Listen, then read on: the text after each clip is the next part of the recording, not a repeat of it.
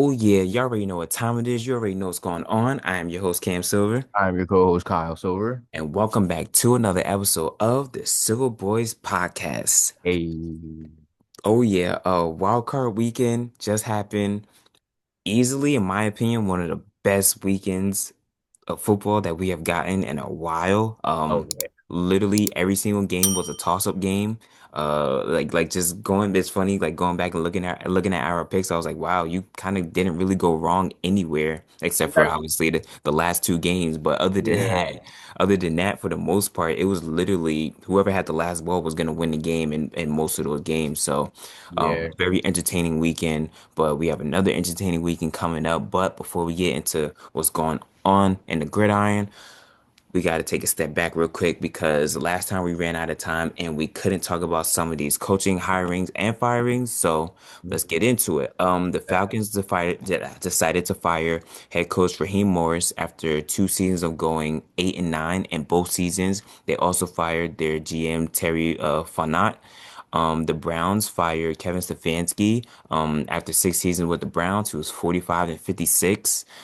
Zach Taylor is staying with the Bengals. A little weird to me, but Honestly, like for him to stay out of that entire division is wild to me. that is so weird, bro. Well, we'll talk about that in a sec. The Giants decided to keep GM Joe Shane. Ownership believes that he built a pretty strong core. Can say, yeah, they did build a pretty strong core. Can't Mhm. I won't like refute that. But they have not been that great this past season, 4-13. Over his 4 seasons there, only one playoff appearance, but they're 22, 55, and 1 for his time being there. So have to step that up. Raiders fired Pete Carroll just after literally signing on to the team earlier before the season started. Cardinals fired Jonathan Gannon. He was 15 and 36 under Gannon, and they lost 14 of their last 15 games. The Colts are keeping their head coach Shane Steichen and GM Chris Ballard, but ownership has put fire to Butt, telling them that they have to get it right or else.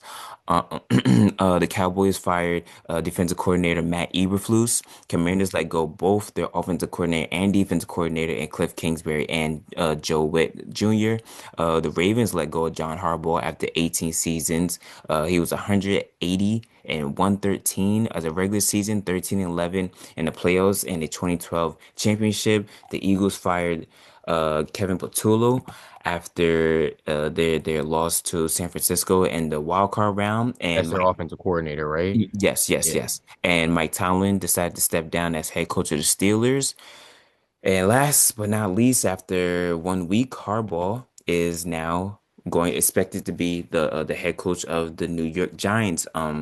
He will be they're still finalizing certain details, but from what I'm hearing, expected to be a 5-year deal. He did do his research, talked to Bill Belichick and Tom Coughlin about what it's like being a head coach of the New York Giants. So I really like that pickup for them. Really good for New York, and I'm very excited to see what happens in the future. Man, that's probably some of the best news that I've heard in a long time, and for that Giants organization, truly. I've even heard some rumors that he might be bringing over his offensive coordinator from Baltimore, Todd Hmm. Monken. So Hmm. that's even like if he's able to do that, that would even be a bigger pickup because it's something that somebody he's familiar with. He knows how to build an offense, especially with the Jack and Dart can run as well too. So I think, putting him in the best positions to be able to do that. I'm happy. I'm actually really happy. I think I'm not like too blown away, but I'm happy. Like I'm really happy because at least, we could probably get more than 3 wins with him. And just another voice in that locker room, somebody who's highly touted, somebody who has the credentials to make sure that these players listen, make sure that they're bought behind something, and make sure, like, John Harbaugh can build a culture most definitely. So I think that that's really what the Giants need is a culture. Yeah, And that starts from the top down, and that will start with John Harbaugh most definitely. yeah, yeah. I love this pickup. I love the fact that the Giants literally said, "No, you're the guy. We're not gonna let you go nowhere else. We want you Wasted no here." time. Yeah, yeah, I love it. And if I'm not mistaken, I don't think the Giants really hosted any other head coaching candidates. They never brought them to the facility or anything. They brought John to the facility, and they made sure to understand, like, John, we want you You're the here. dude. You're the You're the guy. guy. Yeah, exactly. And I love that for them. Love that for the Giants. Like you said, they need culture. They need stability. He's someone who has shown that he can do that. He's someone that's shown that he can get over the hump. It's been a while, but also in my opinion, it shows just how hard it is to get over the hump, to get Definitely. into that, to get there. We can see, we've seen it with guys like Aaron Rodgers. Aaron Rodgers has had plenty of good teams, still couldn't get over the hump. So, but like I said, all in all, love this pickup. I think the Giants are in a great position to, as long as everybody's healthy for most part, I think they're in good position to at least be in playoff contention and to not be, at the bottom of the NFC, let alone be at the bottom of the league anymore. Yeah, and I mean, just think about, when we get Neighbors and Scat Pack back, you know what I mean? Like we have that core that John Harbaugh will be able to build around. Hmm. I've been saying this for years, but I do really do believe that he's gonna build that offensive line the correct way Oh, too. You know what I mean? best Like believe it. there's gonna be no more of this bad offensive line stuff, no more for at least 4 years. I'll give him 1 year, he gets 1 year. That's it. Best believe it. Shoot, it was phenomenal to see what he did with Lamar. Exactly. When Lamar first came in, the offensive line was not to his liking. It wasn't in Lamar's favor, because they were more so protecting Joe Flacco in the pocket. But then after that, once he got to Lamar and he understood that I need more athletic guys on that line, which is what I think the Giants are gonna have to go with because of the athleticism that you have in quarterback and running back. Once that happens, I think that the Giants will be something to reckon with, and then also just keeping that front on defense too, making sure Yes, that and defensive line so stays intact. most definitely, and then especially too with the firings of Cliff Kingsbury, and even the Washington's DC, Hmm. and then even with Matt Eberflus who's going for Dallas Cowboys, like I do think that we might have like the best coaching in the division right now, to be quite honest, just because of what's going on all around of that division. You know what I mean? I don't got faith in Nick Sirianni with and that depending on who he gets for offensive coordinator. Like he got to go get a Cliff if He, for me to say like yo like all right fine like you know what I mean. yeah, he needs somebody innovative because I remember I forgot what like when it was in the season, but I remember there's a certain point in the season where he said, "All right, I'm gonna like take over on the play calling Play on call. offense," and it didn't look any better. Damn sure didn't. We No. really want to be honest with ourselves. Like, did you see Jalen Hurts' body language when they called that last play against San Francisco? He Yeah, I looked think so. like his body language was like again, because like I don't know if people noticed this, but they ran the same play multiple times on that last drive. There was Hmm. mesh route that they ran the same. They ran the four verticals a couple times, and they ran a Z spot a couple of times. Z spot is literally just everyone stopping and coming back to the ball. For those who don't know, but yeah, they basically ran the same three plays like at least two to three different times on that last drive, which Yeah, didn't make life easy for San Francisco. But that was just me just giving you a demonstration of how mediocre the coaching is and how the coaching doesn't match the level of talent with the Eagles. most definitely, most definitely. We got some things we got to talk about with the Eagles, but we will get into that Oh, later. most definitely, most definitely. We'll start off with the NFC. So the Packers were able to, the Bears were able to defeat the Packers 31-27. Um, The Bears were down 18, completing the biggest comeback in franchise history, which was Um, awesome. The Bears scored 25 points in the fourth quarter. it's 25? disgusting, disgusting, Mm, disgusting. They mm. had they was like what 21-6 in the start of the fourth quarter. Yeah, it was like, Or yeah, yeah, if I'm not mistaken, I think it was 21-6, like you said. Yep. Or 27 or something like that.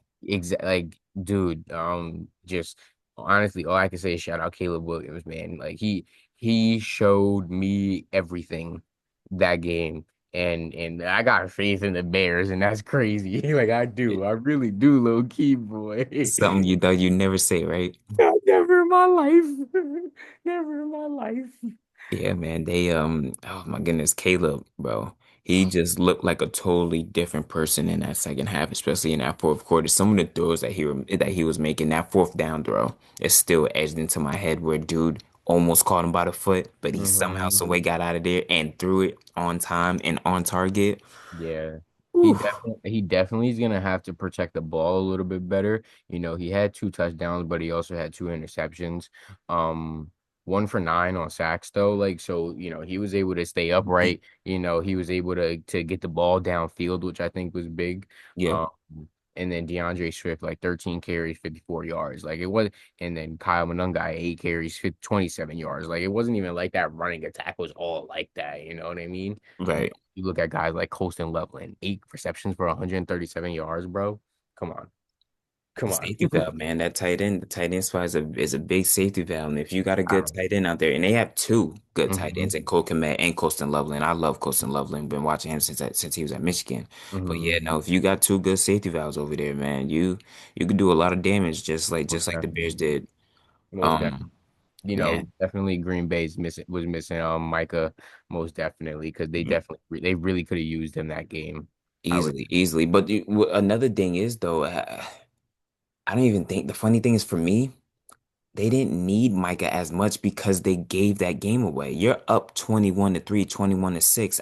Yeah. You shouldn't need nobody else at You that really point. shouldn't. Yeah. You know what I mean? You shouldn't need nobody. Like it literally took a heroic comeback for the Bears for the Bears to complete this game and win it. At Yeah. that point, I shouldn't need Michael Parsons. What I should need is my run game to be stable and for Jordan Love to make the right passes and for us to Mhm. not be so conservative all the time.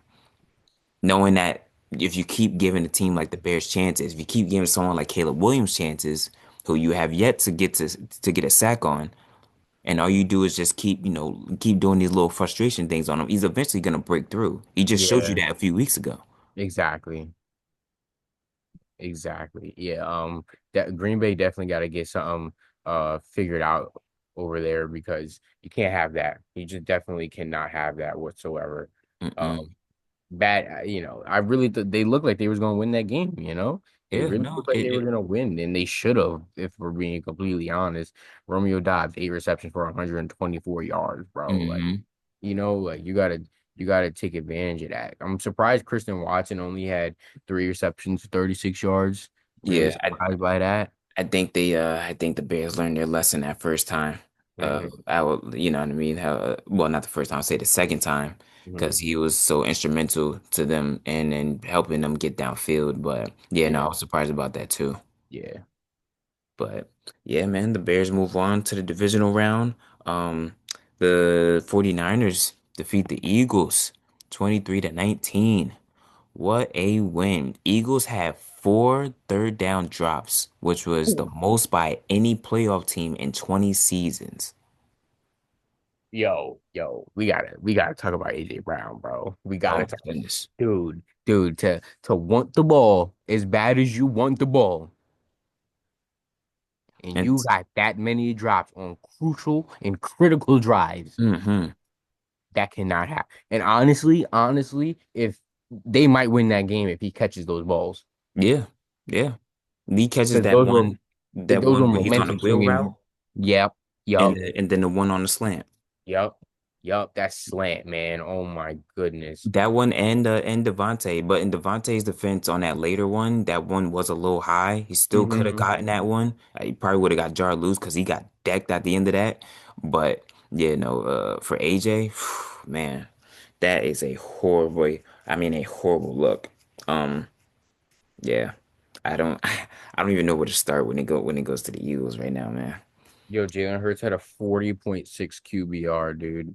Mm, 20 for 35 and 168 yards, but it wasn't a stupendous 168 yards. I think he only had like 75 or something like that, and it's like the second half or something like that, yeah, bro. yeah, it was Like it, something it low because wasn't a lot. yeah, but say I think like the first three drives he had over 100 yards. They were Hmm. moving, but then after that, San Fran's defense just stayed pat, and then they just figured their offense out, and honestly, in my opinion, their defense made the Eagles play simplified offense, which was very complicated to them. Exactly, exactly. I mean, Pretty, I don't. This just AJ Brown, 3 receptions with 7 targets, 25 yards. bro. He played so bad I didn't even put him up on my stat sheet. Hey, yo. He played so bad Hey. I ain't even put him up It there, bro. was like, nah, it's not even worth it, No, bro. no, I'm not wasting it. I'm not wasting it. Like, look, like Philadelphia receiving 20 receptions for 168 yards. Like, I don't, that's not good. That is not good. No, especially when the guy on the other side, and Brock Purdy is going 18 for 31, 262 with 2 touchdowns and 2 interceptions. It's fun. It was so crazy to me because even after the interceptions, wasn't hanging his head, wasn't there was no like, oh man, like it was nothing to it. It was like, all right, I do an interception. Yo, I'm gonna come right back and I'm gonna score anyway. he threw 2 less passes than Jalen Hurts, but had Hmm. 100 more yards. Yep. That's disgusting. Yep. That's Yep. actually like disgusting. And Shout out to then, Marcus Robinson, man. oh yeah, Receptions Robinson for went. 111 yards, dude. On Robinson seven did his thing. targets. Jawan Jennings, Jawan. he had one reception, one great reception, but let me tell you something, that touchdown now. They had that throw though. He used to be a quarterback back then too, so that's the reason why they always feel comfortable with him doing it. And by the way, this is just a fun stat I just wanted to throw out there. Justin Herbert has 2 playoff touchdowns in his career. Juwan Jennings also has 2 playoff touchdowns, throwing touchdowns in his career as well. Just wanted to throw that out for you guys. Oh God, that makes my head hurt, bro. Just wanted you guys to know.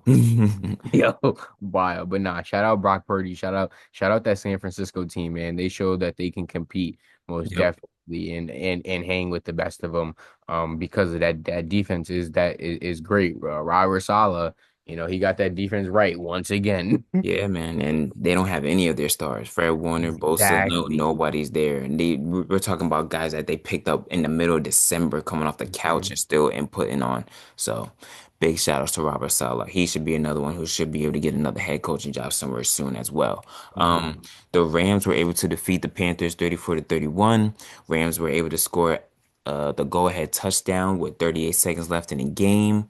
Oh man, what a great back and forth game. Um, the the perfect way to kick off the wild card weekend. Oh my God, yo, that game was one of the most entertaining games I've ever seen, and the Carolina Panthers were part of it. Shout out to them, man. They gave the Rams a run for their money, and they made them sweat a little bit. They were starting to make me sweat. I picked them. I picked them. I really thought that they could get it done, and boy, did I have a smile on my face until the Rams scored that touchdown. Rams scored that touchdown. I was like, yeah, damn. I was like, Oh oh man. no. Oh, Oh, oh but man. that just showed me that Los Angeles is ready, obviously, but they're in the playoffs, so they got to be ready.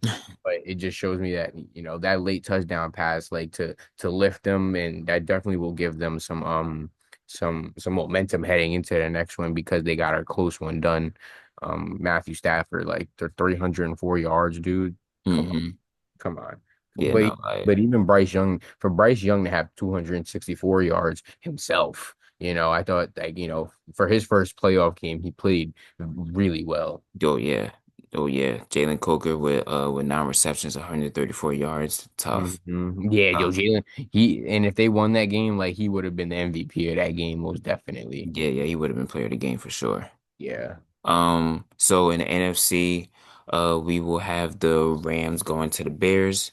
Then we have the 49ers going up to Seattle to face the number 1 seed. So fun, fun. On the AFC side, the Patriots were able to defeat the Chargers 16 to 3. Um, yeah, man, the Chargers, bro. I feel for them. remember this whole season they didn't really have both their tackles. Joe Alt was out, or Sean Mhm. Slater's out, so very tough to protect Herbert, especially with this Patriots front line. Man, those guys were coming after him. They recorded 6 sacks. Feel like every time I turned to the game, it was Justin Herbert literally getting up from a He was sack. getting and getting blown up on the Hmm. weren't just no soft like leg tackle sacks, guys. Yeah, No, no, no, they was bombing him. They was down trying to hurt him. like downhill, like what, a line. Imagine a linebacker coming at you full speed downhill, They was hate sticking him, guy. Yeah, bro. hate sticking, bro. I felt so bad for Justin. Every time I looked up, he was on the floor, bro. Hmm. Yo, yeah. There's a lot of things that Chargers team need, man. I do think that they need a number one receiver. I don't think that they have one, to be quite honest. I'm surprised they didn't use Lad McConkey a lot more. I Um, think they wanted to, but he just couldn't get it. Herbert probably couldn't get it to He him. couldn't. He No couldn't. receiver had over 3 receptions. Like Lad McConkey led the way with 3 receptions and 32 yards. Nobody had over 3 receptions and nobody had over 32 yards. Yeah, like that's absolutely wild. But but Drake May in his first playoff game, played very well. He had that one interception, but he was able to bounce back from it, which I thought was very important to see. Hmm. For him to get over that, and not let him get down. But it's hard to get down when your defense is that great, honestly, as well too.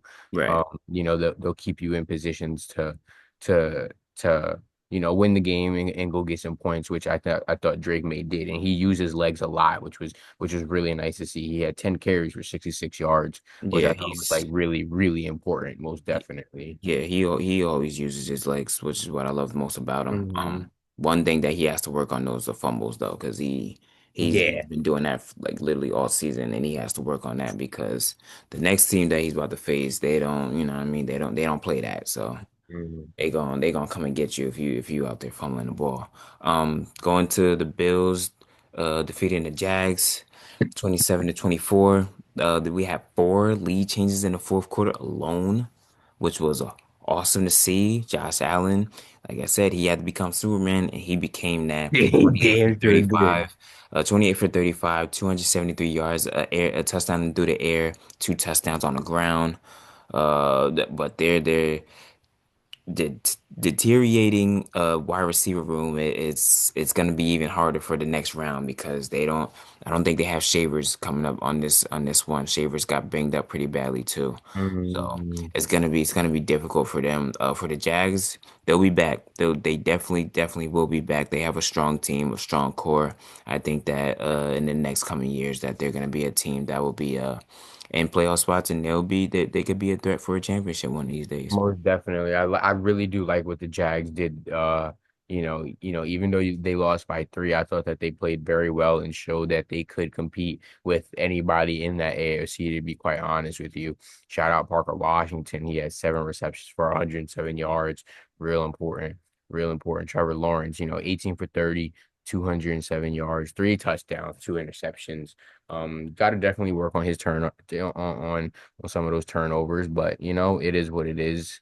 When you're throwing the ball that much, you prone to get one or two, Yeah, yeah, know. yeah. So as long as he could take care of that ball a little bit better, I think that they will most definitely be in a contending playoff position, if not Super Bowl contenders. Because I honestly thought that they could go and do it. To be honest with you. Yeah, yeah, me too. And like I said, this is one of those that just came down to whoever had the ball at the end. It's just wild to me that the Bills are always in the whoever got the ball in the end type of game. Yeah, yeah.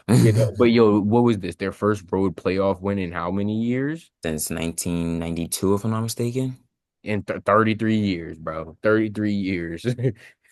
So, I mean, shout out to them for getting it done on the road. Hey, man, it must have been nice to not be, in freezing below temperatures. And So, yeah, I know they probably miss it though because it's their last season in their and what's it called in the stadium that they're in now before they transfer mhm. to the new one. Gotcha. Um, the Texans were able to defeat the Steelers 30-6. Yeah, man, Steelers just got beat. for a good amount of time. The Steelers were in a really good position, but that Houston defense, man, like we told you guys last week, them dudes ain't nothing to play with, bro. They are indeed the real deal.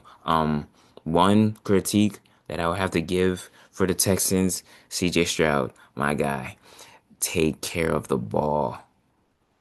You had so many, it was like so many fumbles, it felt like.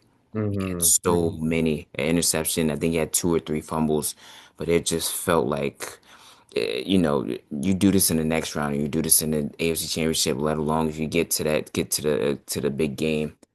That's not gonna fly, bro. Like Not at all. eventually, your defense is great, but eventually, every defense has its breaking point.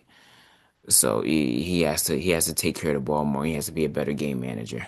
Yeah, I mean, like think about it. That defense was going up, against a pretty like anemic Steelers offense at that time.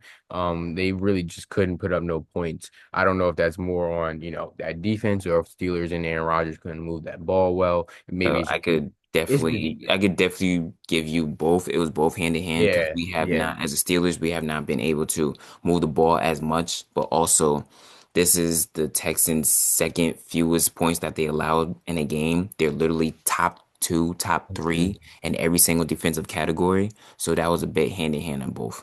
Hmm. Yeah, so I mean, look at this. Houston fumbles. The CJ Stroud had 5 fumbles, lost 2 of them. Exactly. Yeah, like that Oh, definitely cannot happen. But mhm. that team did have 4 sacks, 8 tackles for loss, which was real important, most def like really, really important. Had an interception. Yeah, man. Yeah, it's like I said, the next round when they play when they see the Patriots, so the That'll be a telling Houston game, dude. Houston will go up to New England, and then oh my goodness, the Bills will go to Denver. Denver will try to seek revenge after getting beat up on by Buffalo last season. So that one will be a pretty good one as well. So very excited for both of those. Let's make our predictions. So on the NFC side, we have the San Fran and we have Seattle. Who you got? Um, Give me Seattle. Seattle. Give me Seattle. Even with that, that week, that first round bye, I'm hoping that they ain't rusty, nothing like that. But I think that they are in a better position than the 49ers are because of like what the 49ers kind of don't have, on that defensive end as a team. Right. Yeah. Uh, this is difficult because not Aaron Donalds, because Sam Darnold did indeed hurt his oblique this week in Hmm. practice. So, but I will go. I will. Yeah, I will end Actually, up. I want to change it. I want to change mine. I'm not gonna Okay. lie. Give Go me the ahead. 49ers. Okay. I'll still stick with Seattle. Their defense is where they later had at. Hmm. Will McDonald has those boys humming on defense, so I think I'll definitely stick with them. Also, um, the loss of George Kittle is pretty big too Oh my for God, torn San Fran. Achilles. Yeah, Yeah, man. yeah, for San Fran, that's a huge one as well. The Chicago hosting LA. Um, give me the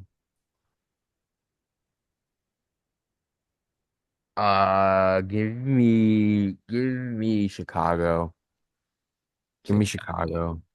Yeah, this is a tough one as well. I'll ride high with Chicago. Rams a little too inconsistent for my liking against Carolina. So I think Chicago just being at home, riding that momentum that they have, I think that they could Them finish. I think being it's gonna be a close one though. It's gonna be one of those back and forth games. It's gonna be like a 34-31, whoever got the ball last type of games Type of again. game. Exactly. Definitely. Exactly.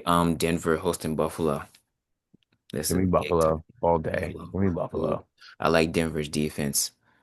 I Mm, love Denver defense. I love Nick Bonito. I love what's my boy over there, Pat Surtain, Tan, second. man. Come on now. Yeah, so I think Denver, as long as Denver is gonna have to make it scrappy and they're gonna have to make Josh work for it. They're But I gonna have to think I make it think that they dirty, could do it. yeah. Yeah, I think they could do it. Okay. Um and then going to Houston, visiting New England.